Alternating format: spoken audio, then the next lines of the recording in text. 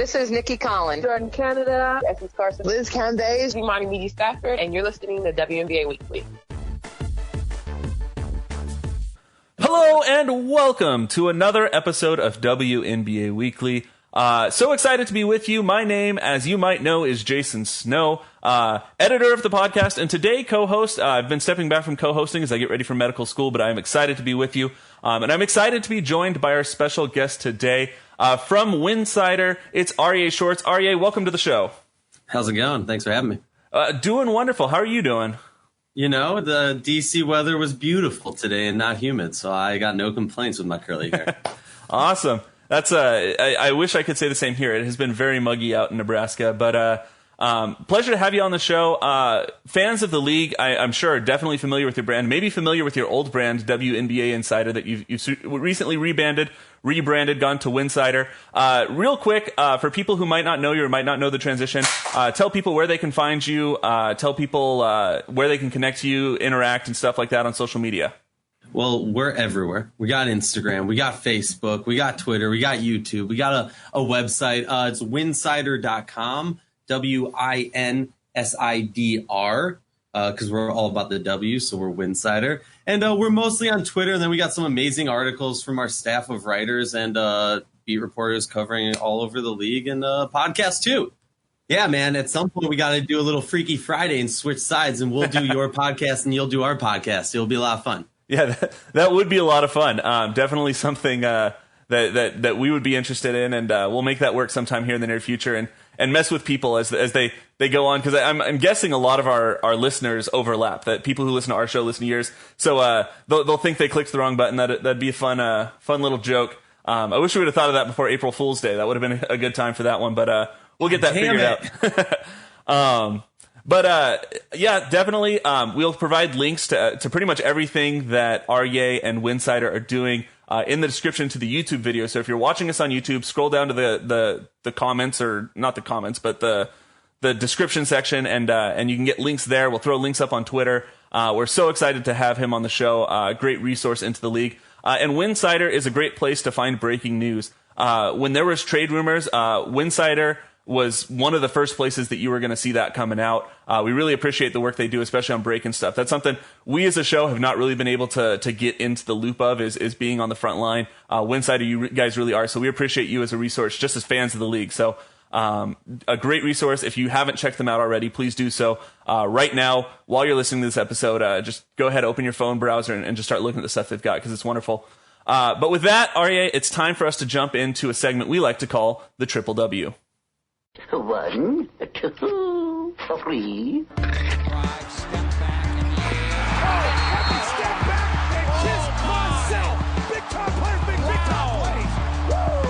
And the winner of the Most Valuable Player Award is... You are the one! The way I see it, you owe Tina an apology. Watch me.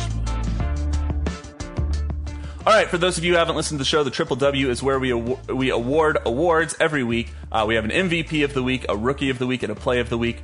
And so I am going to toss it first for the MVP of the week. Kyle Haywood has that. Kyle, who you got? What's up, guys? Kyle here with WNBA Weekly, and I am officially on location for the first time ever for this week's MVP of the week.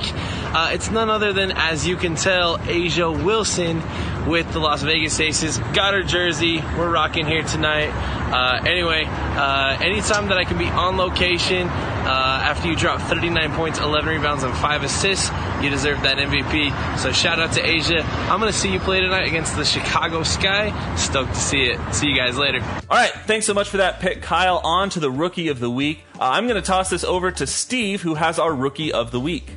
Hey party people, it's Steve Schwartzman. I'm currently wearing a Bob's Burgers t-shirt and no glasses because I remembered to do this in the middle of the night and had to get out of bed and come down here to take care of this. I am very professional and I appreciate you for noticing. This week's top rookie, Aryeh Schwartz, 17 points on 3 games, 4 assists, just about a steal and a half. This includes a 19-point campaign in a win over the Minnesota Lynx and a 23-point performance in a win over the Connecticut Sun. It was a pretty exciting week for the Dallas Wings. Aryeh had a ton to do with that, so congratulations, Aryeh Schwartz, this week's top rookie. All right, and with that, our final Triple W award goes for the play of the week, and Logan Jones has that for us. Logan, who you got? Hey everyone, this is totally Logan Jones and not a fake voice that Jason found on the internet. This week's play of the week belongs to Elena Delle Donne, who hit this buzzer beater after a strong first quarter in what would prove to be a dominant performance against the once mighty Sun. All right, and that wraps up the Triple W wonderful awards. Let us know on Twitter what you think at WNBA Weekly. Give us your thoughts. Did we snub someone? Did we pick the wrong people? We love hearing from you, and quite frankly, we love arguing with you because we think arguing over sports is one of the things that validates a league.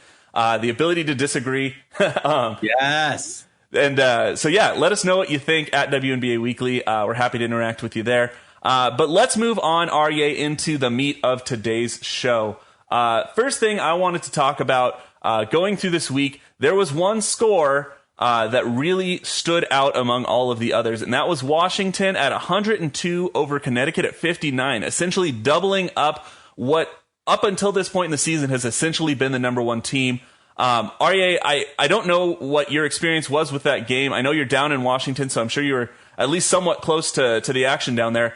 What did you see in that game? What did you observe? What did you notice? How did Washington pull off such a dismantling of a really good Connecticut team? Dismantling is the right word, and I was there at the game. It was ridiculous. I mean, it came off, and I interviewed Kurt Miller after the game, and he said the same thing that I was thinking the whole time, which was they just got punched in the mouth from the get, and they didn't have the response. Something that I've kind of keyed in when it comes to Connecticut of their recent struggles has been the struggles of Shekinna Strickland, a player in my history I've been really critical of, and then she would have these amazing games, and I felt like an idiot. And at the beginning of last year, I felt stupid. I went and I watched a lot of tape about her, and I completely revoked my statements. I flip-flopped, and I'm a huge fan of hers now and what she does for this offense. She struggled, and Kurt talked about how teams are guarding her differently now after a few big games that she had early on. That was it to me. It was socking them in the face and then taking out a key element of their offense, and they just weren't able to respond at any point. Yeah, and I think one of the things that I have long said about Connecticut from last year and going into this year is that the strength of Connecticut is the fact that they don't really have, I would say, like true stars. Like, it's more of a balanced team. Last year, almost every single game, they had 5 or 6 players averaging double-doubles. But if you can take a couple of those players out, it kind of takes apart that style of play. And really what Washington did, from my view, is they basically said, all right, you've been leaning on Jonquel Jones. Why don't you make her win the game? Jonquel Jones goes 15-7, but the next best score was 8, 8, 7, 6, 5, 4. Like, nobody else got double digits. Nobody else even had that many rebounds. I think, Brianna Jones had 6, but still, like, nobody else pulled the stat lines to make up for that. And so the fact that they were able to say, like, look, if you want Jonquel Jones to be your star, make her act like the star, that's not who Connecticut is. Connecticut wasn't playing its own game, and because of that, I think they really got pulled apart.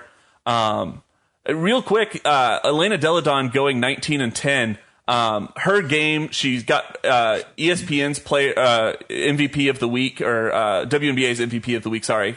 We'll get into ESPN later. It's not fresh on the mind. It's one of our future topics. But Elena Delle Donne had a great game. What did you see out of her? And also the ability to distribute. You had Ariel Atkins at 15, Christy Tolliver at 14, Ariel Powers at 13. Everybody was scoring, and everybody was scoring a lot. Can you talk to me a little bit about what you saw on Washington's side of the ball? Yeah, I mean, Delle Donne's just a freaking beast.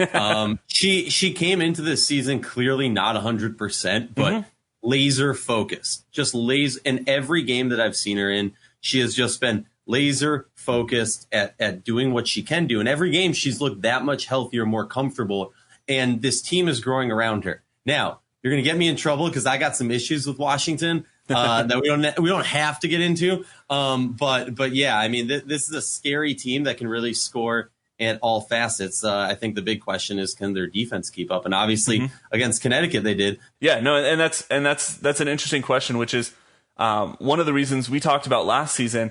I think one of the reasons Connecticut didn't go from where they were at to a championship, because you remember the first about 5-6 weeks of the season, They went undefeated for a while, and then they were at the top of the standings for a while. I don't think that what they're doing is sustainable, because really you've got to have 5 people show up every single game for their style to win. Whereas, if you put it on an Elena Delle Donne, every once in a while she's not going to show up, but she's going to show up most nights, and most nights you're going to win with that style. So definitely an interesting thing. So kind of from your perspective right now, Connecticut, the previous top dog in terms of wins and losses, had a lot going for them. Do you still think Connecticut has a good shot at winning, or do you think Washington kind of steps in as the favorite now?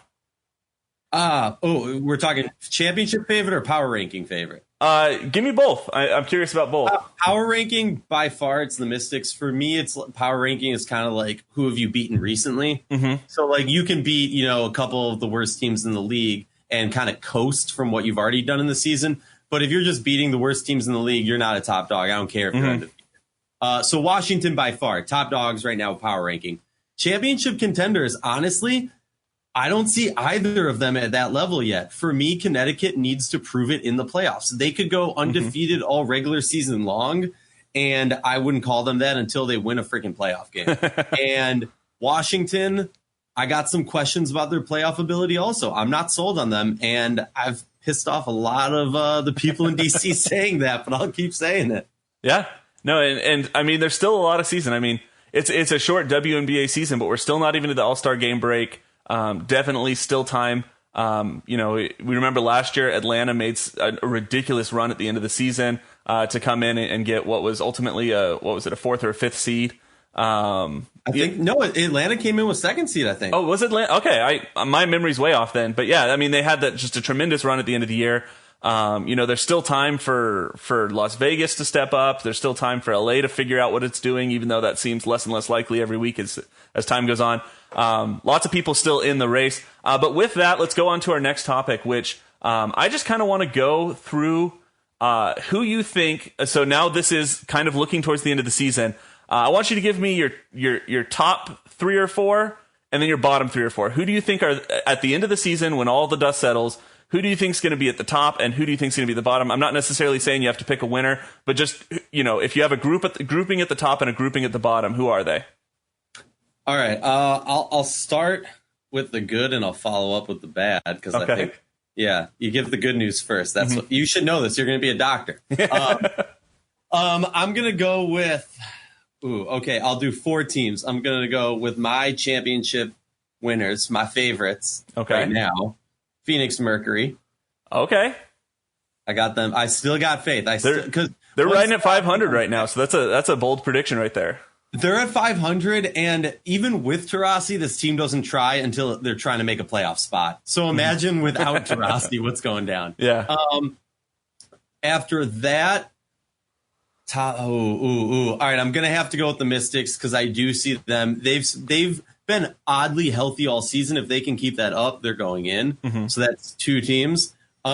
I'm then going to go with the Los Angeles Sparks because of strength of schedule. They got a lot of easier games towards the end of the season and a lot of home games also. And with that star talent, I'm not ready to call them championship contenders. They also have a ridiculous playoff streak. I don't see that dying. And I think they could easily, with those easy games late, get it. And then I'm going to go with Connecticut Sun. Okay. So those are my 4 bigs, or my 4 goods.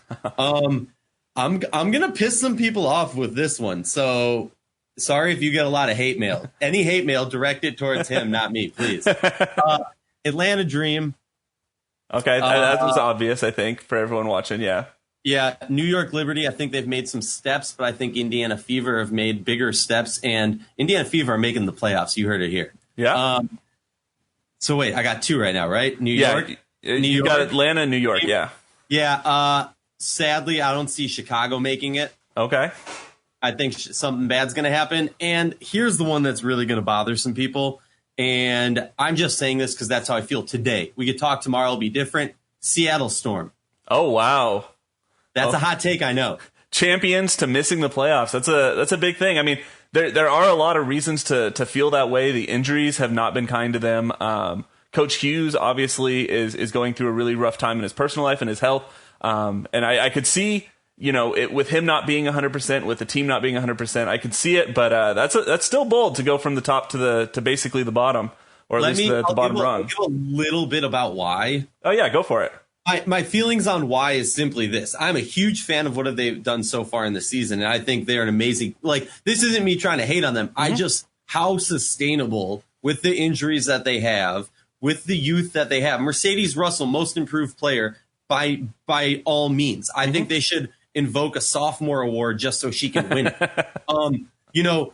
Jordan Canada been playing out of her mind. Oh, yeah. Everyone who's playing amazing. Alicia Clark is next level, but how long is this sustainable before, one more injury happens or one person gets a little banged up and the spokes come off? That's all I'm saying. And I think that wouldn't be, if I'm going to do if I'm going to put my money down in Vegas during the All-Star game and put something against the odds, I think that's got to be it. Yeah.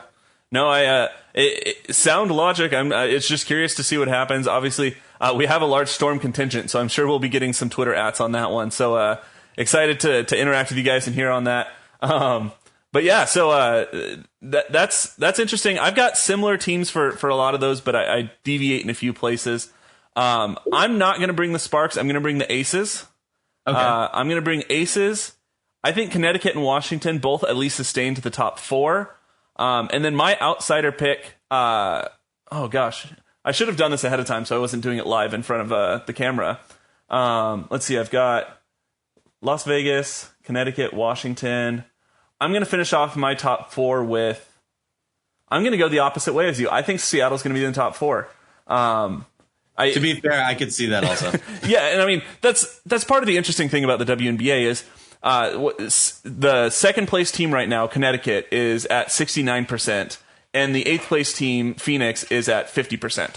Like, really, I mean, that's a couple of games in either direction, and number 8 becomes number 2, number 2 becomes number 8. So the game is wide open. Not much there's not much that separates the middle of the pack there.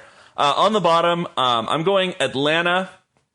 I'm going to throw the Fever in there, and I'm going to throw the Fever in there because I want the Fever to do well, and I need them to fail again so that they fire their coach. Indiana needs some new leadership. They have the talent to be a middle to maybe like a 4 or a 5 seed team. As far as looking at their roster, looking at their talent, I don't think they're utilizing that. I don't think they're playing the right way. I don't think they're getting the right minutes to the right people. I've got a lot of problems with the coaching going on in Indiana, so I think that'll be the stimulus for some change there. So I'm going Atlanta, Indiana. I agree. I think New York's not going to make it, and I also agree. I don't think Chicago's going to make it. Those are going to be my 4 bottom teams. Chicago's an interesting team because I like watching them play, but I feel like they're so hit and miss. The odds of them winning a 5-game series is essentially 0. And so I don't see them going there. And, I see them coming in just shy and win I think if you remember last year, it was Dallas and Las Vegas that basically had a game that was a play-in for that 8th seed. And it came down to essentially, just the one game for them. And I think you're going to see a similar situation with Chicago. They're going to basically be playing for their life at the end of the season. And when the pressure's on, I don't think they perform. So I see Chicago missing it as well. I put them as my 9th seed. I think they're going to be the last team excluded right there. But yeah, so that's that. Connect with us. Is your Twitter handle now at Winsidr? Is that at the Winsidr? At the Winsidr. So at the Winsidr, at WNBA Weekly, let us know who's at your top and who's at your bottom. We're curious to know what you guys think. And obviously, I haven't updated Whoopi with the statistics from the last week's worth of stuff, but we'll be posting on there. If you haven't, at WNBA Whoopi is now a Twitter handle. I've been having some fun with that, throwing out some stats, throwing out some game picks and stuff like that. So you can look to there. We've been putting out power rankings there based on the statistics that I have Whoopi running. So you can look there for that too. Let's go on to our final story of this main segment, and that is ESPY voting. So for those of you who aren't familiar, which I'm assuming is very few of you since they advertise the heck out of it, ESPYs is ESPN's like annual awards. It's their award show. Everyone gets dressed up in nice clothes, and they usually have a few really good moments. They have their person of the year type of thing where it's the most motivational story. But there's also a consistent disregard for women's sports. If they mention a woman, it's probably Serena Williams, which Serena Williams is a phenomenal athlete, but there's a lot more going on in women's sports than that. And so with that, they have a category, Best WNBA Player. It's an ESPY Award category, and they have 4 nominees. And one criticism that we have of ESPN is that we're pretty sure here at WNBA Weekly, I don't know if at the Winsidr wants to second this, I'm pretty sure they only know 4 people in the WNBA. Like, it's the same names every year, regardless of how they do. It's the same group of people. And so, surprise, surprise, the 4 nominees are Breanna Stewart, Diana Taurasi, Elena Delle Donne, and Candace Parker. Great names, not a dig at any of those 4 individuals. But honestly, if I was putting together my top 4 best WNBA players last year, I don't know that I come up with those 4 exact names. I think they're the 4 most popular names from the WNBA to people who have never heard of it, or who don't follow it. So if you were just like, on a train going somewhere, talking to the guy next to you, and the guy's like, oh, I've watched a few WNBA games. And you're like, oh, who's your favorite player? It's going to be one of those 4 people. They're the most advertised, they're the most marketed, but not necessarily what we think were the best 4 players last year. Aryeh, curious your thoughts. Were those your best 4 players from last year? And if not, who do you think got snubbed? No, but I mean, I do feel that, like, I'm mad they didn't put Maya Moore on that list just because, and like, I'm from Minnesota, so I got family who's going to, like, cut my throat when I get home if they hear this. But, like, she had a crap season last year. So, like, it would be, like, so fitting for them to include her on that. And they would just, love to do that. It's rough. I mean, there was some players that had a much better season than them, and it was really frustrating. Why is DeWanna Bonner not on it? Yeah. I mean, she, in my mind, could have been the MVP. Liz Cambage. Is it only up for Americans? Is that what are you talking about? I mean, if you simply look at points for last season totals, I think that would be an easy way. You got Stewie, fine. I get Stewie. I get Taurasi had a great season, cool. But I mean, what about Asia Wilson? Yeah. What about Tiffany Hayes, Skylar Diggins? There were some great players who just didn't get attention. What's up with that? But all right, I know we're hating on ESPN, but I do think that the league also does an issue of that. And they have started to change that. And we saw that with their new ad campaign with not just the same 4 players getting all the marketing time, which I think is a huge improvement. Hopefully ESPN gets the message. Yeah. And I think it's interesting because when you stick with the same 4 people in marketability, the stories start to get stale. There's so much personality in the WNBA that the fact that we keep seeing the same people marketed, in props to 2K, the trailer that 2K released for NBA 2K 2020 or whatever it's called, it was Asia Wilson that was on there. It wasn't Candace Parker or Elena Delle Donne, the ones that have been marketed all this time. So props there. I agree with you. I think Liz Cambage is a definite snub. She was my runner-up last year to MVP.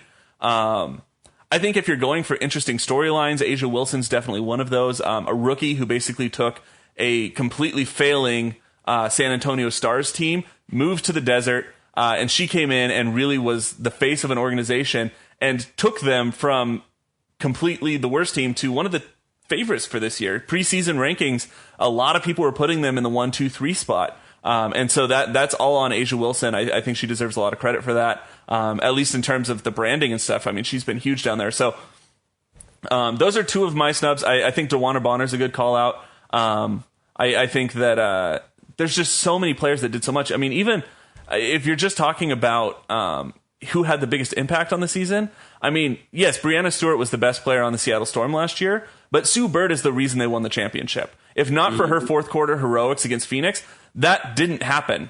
Phoenix goes to the championship, probably wins. We have a returning Phoenix Mercury squad that is the reigning champions.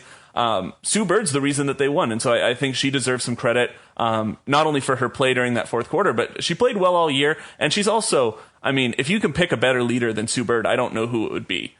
She's a great leader on and off the court for that team there. So, I will say, I think the one hard thing is if you look at the list, I mean, Stewie won MVP and they won the championship. So it's hard to knock her off the list. Exactly. I totally agree with Sue Bird. Taurasi had a freakishly good season for, I mean, one of her best seasons ever. Yeah. Delle Donne was in the finals also, so you kind of have to give her the whatever. But like Candace Parker, no offense to her, she had a great year also. You need to drop her. She has to be the one that you drop on that. Yeah. Or, a DeWanna Bonner, for an Asia Wilson, for Liz Cambage, just because they got knocked out quickly from Delle Donne. Yeah. No, and I think in terms of storylines too, Diana Taurasi, some of her record-breaking stats last year were maybe reason enough just to have her on because of her legacy in her career. And she had a phenomenal year last year. I agree. The polls to more than 4. What? Open the polls to more than 4. I mean, why are we? Come on. Add a write-in option. We're starting a write-in campaign. Right? Come on. And as always, this kind of digs into our personal distaste for the way that ESPN covers women's sports.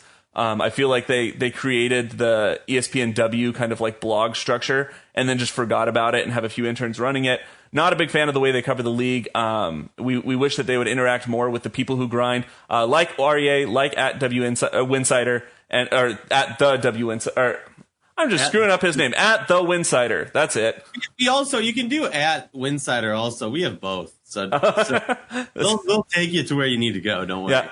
But credit should be given where credit is due, and I think most of the good coverage of this league comes from the ground up. It's the grassroots campaigns, the blogs, it's the podcasts, it's the people just on social media throwing stuff out there. That's where the best coverage is, and we appreciate you being part of the family, part of the WNBA family, all of you at home. But with that, it's time real quick. We're going to cut into the game of the week, and so let's go to the game of the week. Ladies and gentlemen, this is the main event of the evening. And now,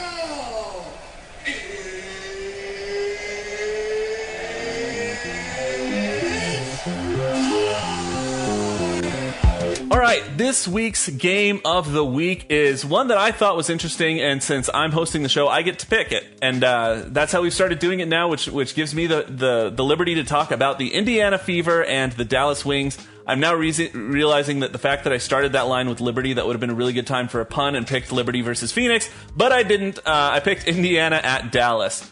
Indiana at Dallas, an interesting one. Right now, if you look at the standings, they're 10th and 11th. Respectively. So Indiana's 10, Dallas is 11 in the standings. Not much separates them. And in all honesty, I think there's a decent shot that one of those teams pulls things together and makes a playoff run, but something's got to change. Organizationally for both teams, I think coaching needs to change at Indianapolis. I think the framework behind Dallas, not necessarily the coaching. I think Agler will pull his stuff together, but I think it's the support from the top. It's management.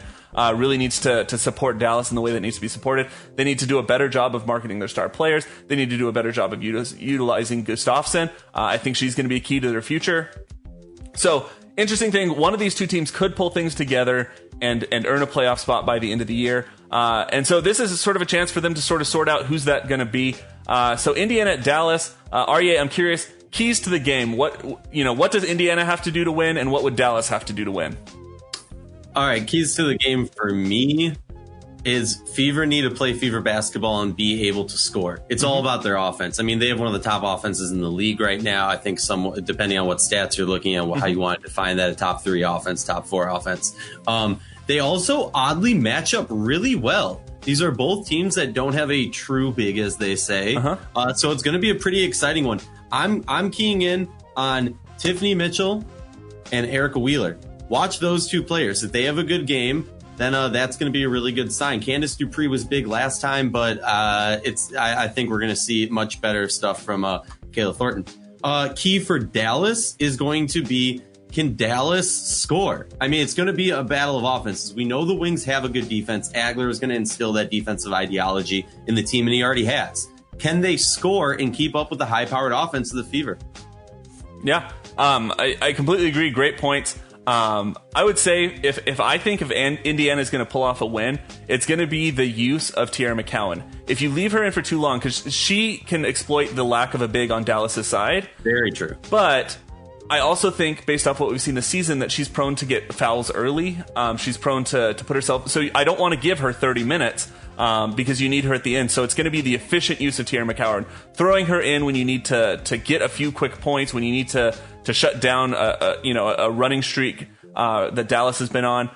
So I think efficient use of Tierra McCowan will be a key to an Indiana victory. And I think Candice Dupree needs to show up. Candice Dupree has been a little bit of hit and miss this season. I can't remember which game it was this week, but one game this week, I think she only had like 4 points. So you can't have that performance from Candice Dupree. So she needs to show up. But I think if you get those things, Erica Wheeler, obviously, Kelsey Mitchell, you want the whole team to function. But I think really it's efficient use of Tierra McCowan. On Dallas's side, I think it's shutting down Tierra McCowan. I think if you're playing head-to-head, Agumbawale versus Mitchell, Thornton versus Wheeler, like if you're just playing head-to-head, I think they have a better shot. I think what you need to do is you need to find some way to take McCowan, which I feel weird making my key of the game for both teams McCowan, because she's a rookie and she's having an okay season, but not a phenomenal rookie campaign.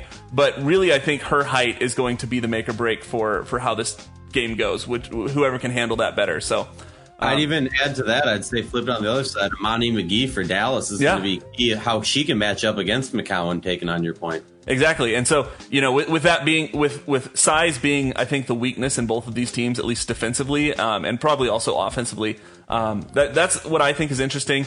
Now, my premise for choosing this as the game of the week was that one of these teams might make it. I think you already gave your take, but if one of these teams were to make it to the playoffs, who would you have it? I hate it. Or none of them. I want both of them. I think the Fever are making the playoffs this year. Yeah. I too have issues with the coaching in Indiana, but honestly, I'm one to admit when I feel like I've been proven wrong. And at least for now, Pokey has reignited my faith in her. Just in the way that she has.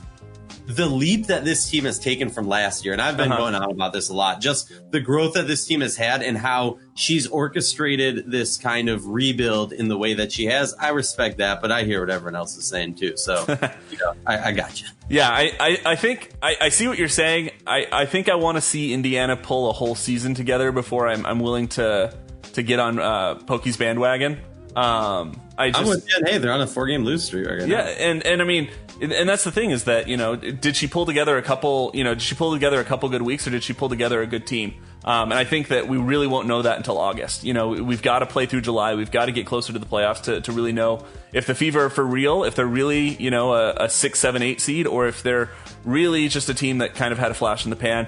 I think Dallas, I think Agler can pull a team together. I think that things are starting to change in Dallas. I think the way I've seen the team presenting itself, I think Dallas has a decent shot. In all honesty, if I had to put money on it right now, I wouldn't put either team in. I'm wishful in my thinking that either team could make it. But if I had to pick one, I'd pick Dallas. If for nothing else than the fact that I think that they have the better coach at the helm. And I think that counts for a lot when you're struggling to get a team put together. So that'll be interesting. Aryeh, do you want to give a score? What's your prediction, final score, Indiana at Dallas? Indiana 85, Dallas 83. All right. I think it's going to be a high-scoring game as well. I see it going roughly the same way. I would put Indiana maybe at more of an 89, almost 90.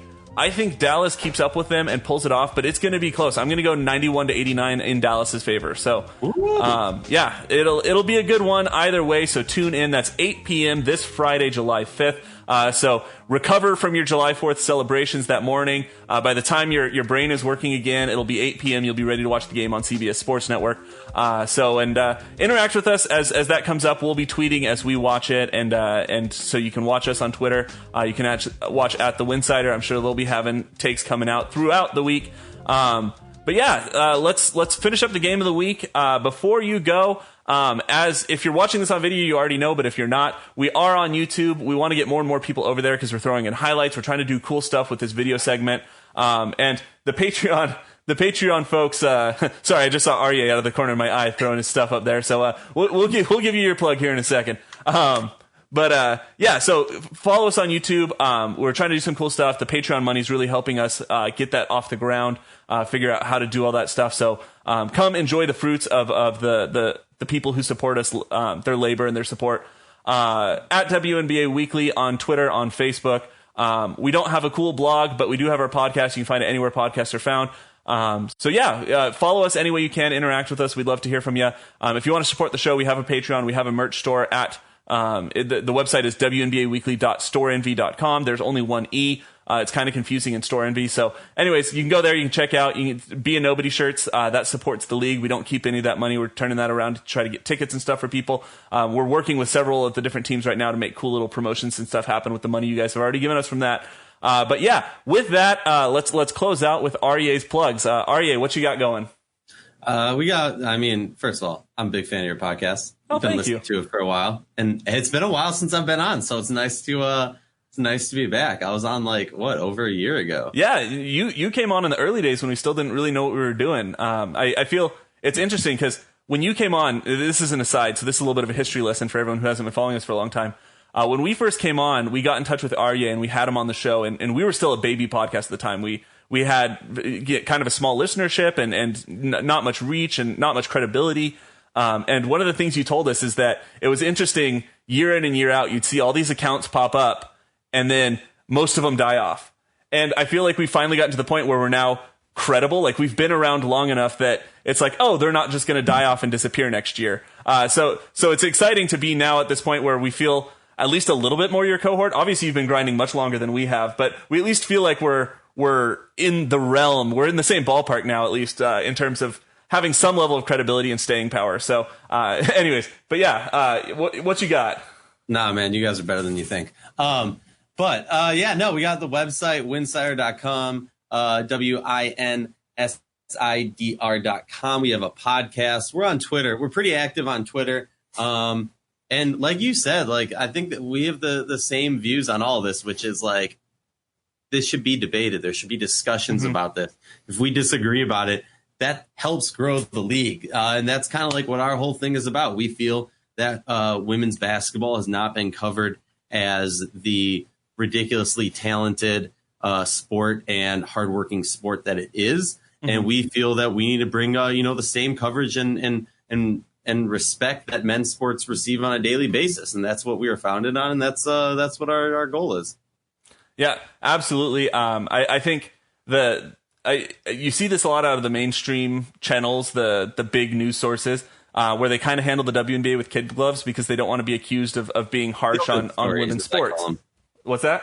Feel good stories is what I call them. Feel good stories. But you know what? That's not what when they jump over to the NBA, when they jump over to the NFL, it's hot takes. And that's what the WNBA deserves. If it is a real competitive quality sports league, and because of that, it deserves real quality coverage. And that's what we try to do. That's what the Winsidr does. And we're happy to be a part of it, and we're happy for the WNBA family. It's one of the interesting things is that we had a podcast before this, and there was a sense of competition between groups in that, because if I had listeners, they might not be listeners you got. The WNBA family, I don't feel that at all.